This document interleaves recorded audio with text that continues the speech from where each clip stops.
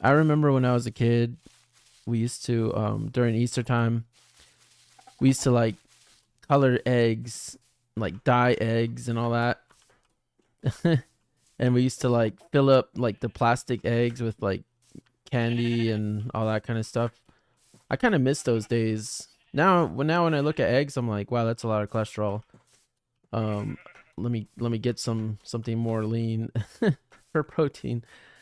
No, it's just I was just thinking of a little bit of like my childhood and the things that I used to talk about, and like thinking about how much more complex life is now, and how much more complex of a person I am, and how like I didn't even go anywhere. I didn't celebrate Easter. I don't really, obviously I'm not like a religious person, so like it wasn't important to me. What was important to me though was thinking about my childhood. And my dad called and he told me he was at his church, and he was telling me about his day. And like he obviously he sounded busy, so I let him go early.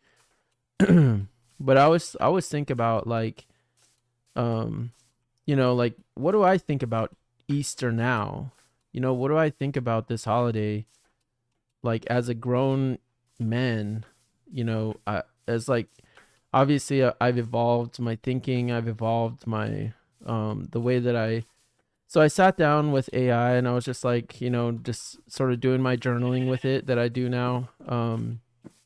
Just sitting there having conversations with it, like deeper conversations. So one thing I was telling it was like, so the way that I see, going back to like the first story in the Bible, right, which is the story of Adam and Eve.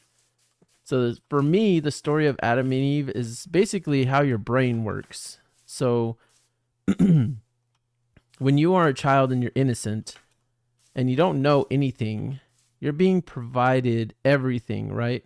In the Garden of Eden is that place of you being completely ignorant, you just being able to express yourself, be fed, taken care of.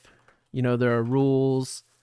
You don't have to you don't have to worry about a job. You don't have to worry about any sort of like complications in life. You don't have to have you don't even have anxiety attacks. You don't have any sort of, there's no anxiousness at all.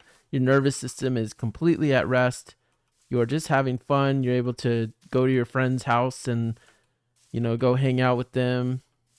And like your brain, that's when your brain is innocent completely. That's when you're a child. So you have at that time you have access to Adam and Eve. Adam is your pragmatic side. So it's the side, it's like, I think it's like the left side of your brain, or no, it's the right side of your brain. I don't know. I don't remember which side is which, but like whichever side is the one that's more about logic, and the side that's more about being pragmatic and survival. And it's the side that does all the math and like this, solutions, and is the side that makes a lot of the grown man or grown adult decision makings, right? It's like the one that like does all of the pattern recognition and stuff like that. um and then Eve represents the side that is your feminine side, which is like the creative sides of you, the side that wants to express itself, the side that listens to music and enjoys like the sun and the beautiful things in life and wants to eat delicious foods. It's the side that want where you want to go to the gym and like make your appearance better so you can get more women, so you can seduce more women or men or whatever, right? So it's like that's your feminine side, right? That is the feminine thing. And it's funny. I always think it's so funny that like the like men are think that like gym is the most masculine thing you can do, and when really it's you tending to your feminine side. um but anyway, it's like, and then you have Adam, right? He is a very the Adam part of you is the pragmatic side, the side that says like I need to do this. I need to pay rent. I need to make sure that I have food in the fridge. I need to make sure that like um like I'm able to live life and survive. It's the side that's surviving and that you need for you to survive. It's the side that does math. It's the side that like counts money, and it's the side that does all makes all the decisions in your life that are keeping you alive. So Adam is in the beginning, right? Like you are Adam, and you might, like you think about something, and like, so Eve comes into play, right? Eve is seductive. Eve is the side of your brain that starts to get curious about life outside of just being pragmatic, outside of just being, a typical like person inside of your garden. So it starts to explore, and that's just its nature, is it's exploring its creative self, and it's constantly creating new things to explore, and like it's constantly doing this like dance of like, I wonder, if I can do this, and I wonder if I can do that. It's like it's your creative side coming out. And so like naturally it's going to run into things that are going to challenge the status quo, which means like, and that's where the devil part comes in, right? Like the snake that's wrapped around the tree of knowledge. The tree of knowledge is all the things in this world that you don't know. Like it's the stuff outside of your ignorance. So it's like, for instance, it could stand, these things that are outside of your ignorance, but they're there. Could be something like, your blood results. Maybe there's something wrong with you and you don't know it yet until you go to the doctor and they give you a blood test, and all of a sudden they're like, hey, you've got this condition, so you're going to need to start taking this. Now, guess what? You've taken from the tree of knowledge. The tree of knowledge is actually knowledge itself. It's like once you learn something, you now understand it, and it makes you feel a little worried, right? So, or it makes your nervous system like react. So for instance, so let's go back into the story with Eve, right? She gets seduced into partaking of the the fruit from the tree of knowledge. And then Adam, so once she feels naked, she now feels guilty. She feels alone now, because Adam is still going around having the time of his life, living.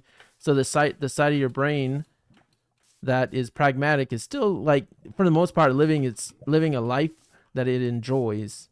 And it's like, it's just living. So it feels, and this is a part of your brain, right? So like, for instance, let's take an idea, like say you're like, you work with somebody, or no, let's say that you're let's say that, I'm trying to think of a really good idea that isn't crazy. All right, let's do this. Like say you're like in college, right? And you have a teacher, and this teacher is like a very attractive woman. She's attractive, but she's also your teacher. So, but one day the side of you, Eve's side of you, right? The creative side of you decides to imagine this woman naked, or man, whatever you're into. So this teacher, you imagine this teacher naked, and you decide to, in your imagination, like have kiss her, or whatever, right? Like whatever your imagination comes up with, you start to explore that. Well, that is essentially the devil part, right? That's the devil coming in and making something seductive, and showing you what the fruit could taste like, telling you that you're not better off, like you're like, this is something interesting, you should come take a look at it. Or like, this fruit, in the case of Adam and Eve, it's like, this fruit is so delicious, you need to try it. And so Eve has, and you are, it's the feminine side of you. You start to, imagine this woman that way, or yeah, in my case, this woman that way, right? And then so like, what ends up happening is that you the side of you that has done this imagination now has to, you see the teacher and you can't stop thinking about her, right? That's like that's the devil coming in. You can't stop thinking about this woman, and every day maybe she comes in different outfits, and all of a sudden like you're thinking about this like woman this way, and you can't stop because like once you've imagined it, it's hard to forget about it. And that, that's just you as a kid with hormones and all that, right? Just like, I don't, like it's like it's something you can't control. But then like over time, I'm pausing because this is just kind of, it's just turned into an awkward conversation at this point. But to get the point across, you decide that you want to, ask this woman out on a date, even though she's your teacher. You're not supposed to. And maybe she says yes. Maybe she says, yeah, I'll go on a date with you. And maybe she thought you were cute too. So then all of a sudden, you have now partaken from the tree of knowledge. Now you feel guilty. Now you feel afraid. Now you can't go back. You've seen this woman naked now. You can't go back before seeing her that way. Or you've kissed her. You can't unkiss her. So now you've been kicked out of the ignorance that you were. The ignorance being the Garden of Eden. So now you've been kicked out. You're no longer innocent. Now you're out in the world. You are banned from that ignorance that you once had of her just being a teacher that was just teaching you things. Now when you're in the class trying to learn, right, trying to better yourself and become smarter, more intelligent, more knowing of things, you can't do that anymore because all you can think about is her. And like, so that is to me what the story of Adam and Eve is about. It's about your brain and about how you go from ignorance to knowing things, and how it comes from like both sides of your brain, and then how you get kicked out and now you're left out in the world, so to say, in a bigger garden. So Easter, let's go to Easter now. So the story of Easter, right? There's the character Jesus Christ, right? He is crucified on the cross for being who he was, right? And then he's on the cross. Like the cross, he's being put on display. So in the metaphor of the well, I'll keep it separate because this is like going to be too complex if I try to do this. So he's on the cross, right? And he says, he's basically taking accountability for his actions. He's saying, and he's taking on the accountability of everybody else's actions, right? So in the case of like the teacher, he's, like maybe someone found out and he might be kicked out of school. Something like that, right? Because you can't do that with your teacher, right? And the teacher might be fired. But he says, it was my fault. And he's, it's like the Jesus Christ character being put up there in front of everybody. And he has to say, and Jesus said something along the lines of, forgive them, Lord, for they know not what they do. So, it's just like these people around you, they're still, for the most part, ignorant. They haven't experienced the teacher that way. For them, the teacher is still this wholesome person that's teaching them how to do something, right? How to, whatever, learn in class, whatever the subject matter is. But he is no longer innocent. So he's out in the world, right? So what ends up happening is like for Easter, like he has to go up, be put on display, and be told that he is now like going to be kicked out of school, take all the punishments. He has to take accountability for all of his actions. And so that is essentially the experience of an ego death. An ego death is basically like your identity and what you think of, and this happens in your mind. So remember, even though I'm talking about this as a metaphor, as like a metaphor on top of a metaphor, this is like a process that's happening in your brain. You know, like so the Adam and Eve story was about going from not knowing something, being ignorant, to then knowing something and feeling naked and exposed and feeling like you know something. Now your nervous system has a reaction, a different reaction than it did in the past, because you now have knowledge. This is just the basic process of learning something in general. So for instance, if you learned that what your pee was actually blood that was circulating through your body at one point, it changes your mind about the way that you think of pee, right? So like now you're no longer innocent.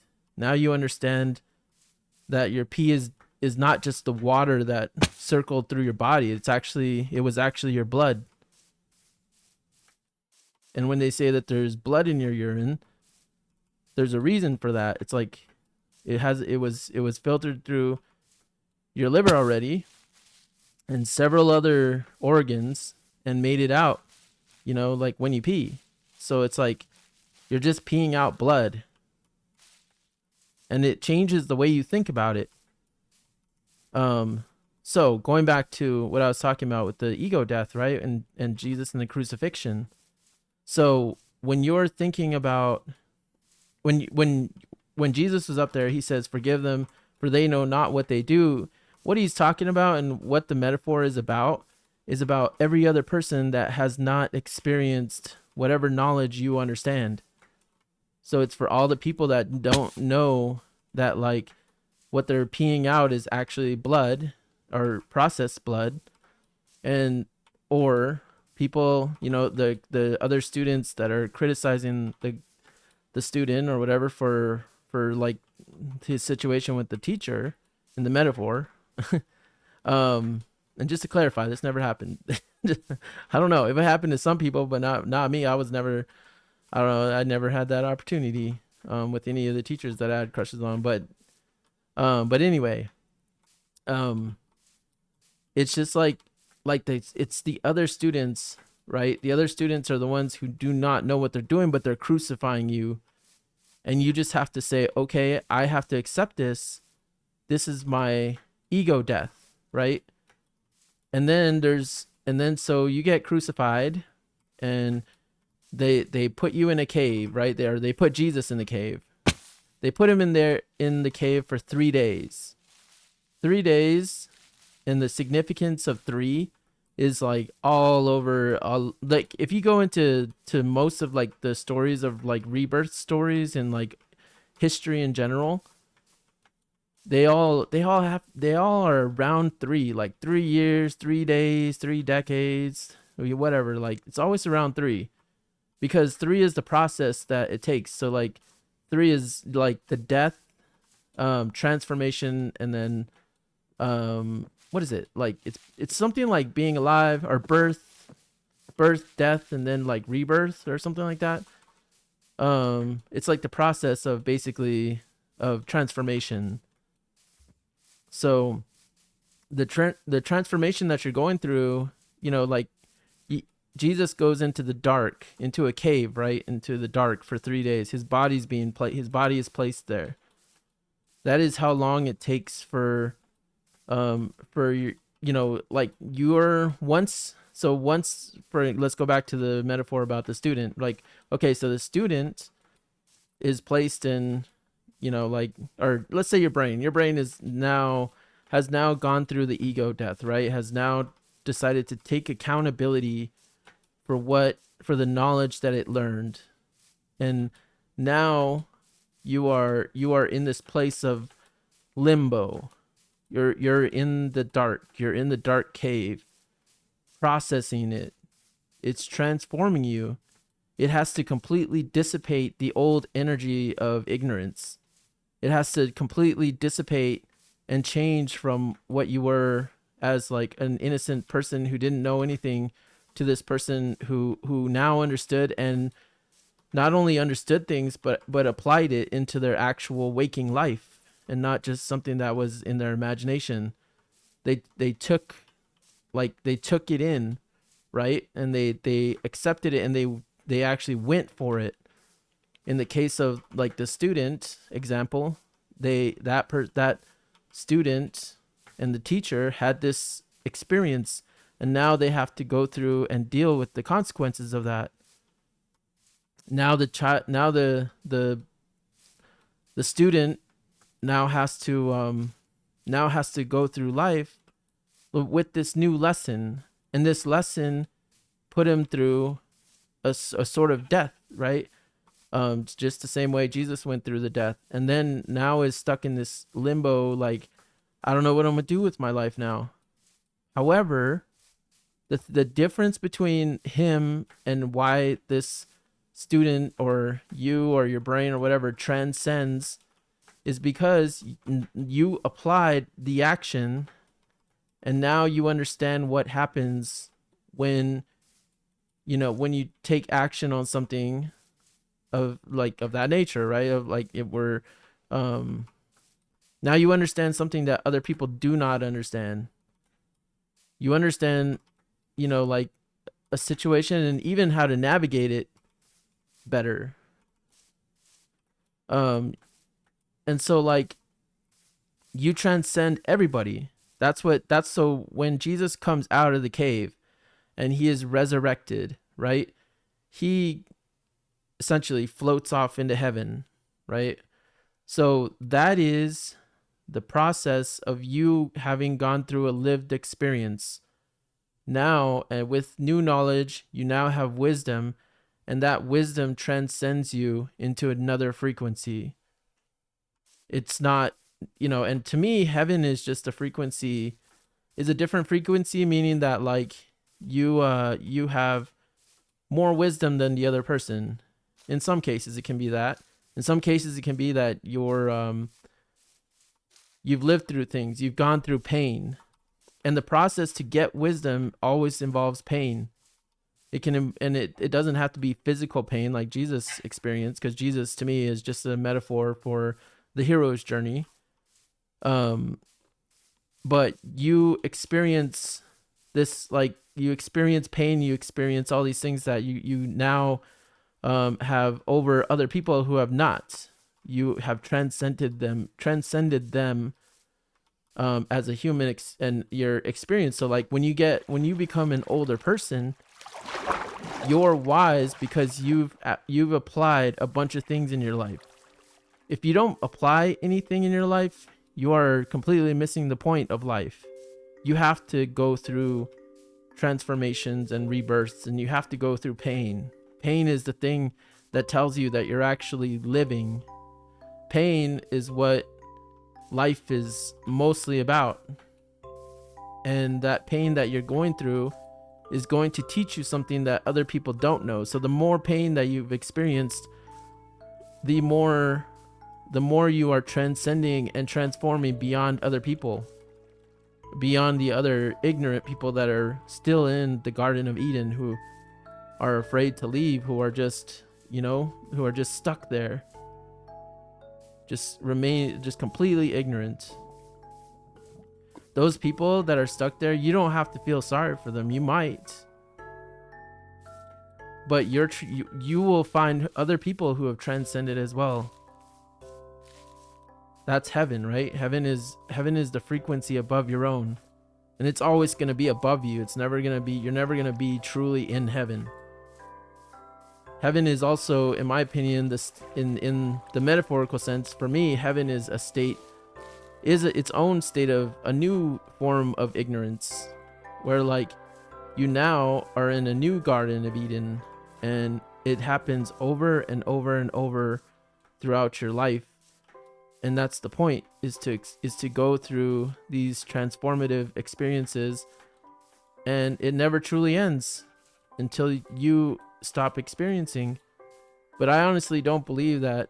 I believe that, like, this whole experience of being a human is its own experience of the Garden of Eden and that transformation. Because, like, after we've we're done being human, we will no longer have been, we're no longer just, an energy, like we're no longer just energy that has been, in a state of bliss and ignorance. We've gone through pain, we've gone through life, we've gone through a human life. Now we're ready to transcend into the next, whatever that is, whatever that looks like. I'm not religious because I don't believe that books have the capacity to tell what happens after a human passes away, because I feel like once a human's energy moves into the next transcendental state, I don't think that it can be explained or even understood by human means, because we are going beyond human. And I don't believe that even the concept of like angels and gods and deities and all that, I don't think they even account for what is actually next after the human experience. Because think about the human experience, think about all the people, think about AI, how there's calculations out there, there's things in this physical realm that we can't even, in our lifetime, in a human lifetime, cannot even grasp the concept of, no matter how hard we try, no matter how much technology we build. Think about something like intuition. Intuition is something that cannot be replicated by a machine. Intuition is the one thing that humans have that will always transcend any device, any algorithm. So with that, happy Easter.